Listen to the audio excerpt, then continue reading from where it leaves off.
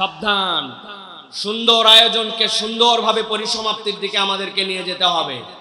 আল্লাহ রাব্বুল আলামিন আমাদেরকে এখানে এসে বসে আমাদের বুঝগুলাকে পরিবর্তন করার মতো এবং আমাদেরকে বুঝকে গ্রহণ করার মতো তৌফিক দান করেন। ছোট্ট সময় আমার নির্ধারিত প্রসঙ্গে অল্প কিছু কথা আপনাদের কাছে বলার জন্য চেষ্টা করব। আল্লাহ রাব্বুল আলামিন যেন এই কথাগুলি আমাদেরকে আমল করার তৌফিক দান করেন।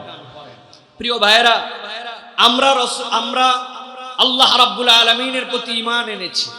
আমরা এই ঈমান আনার ক্ষেত্রে যেই কালেমাটুকু পড়ি, আমরা যেই শাহাদাটুকু আমরা পাঠ করি, সেখানে আমরা একটা পাঠে বলি আশহাদু আল্লা ইলাহা ইল্লাল্লাহ, আর বলি ওয়া আশহাদু আন্না মুহাম্মাদান আবদুহু ওয়া রাসূলুহু।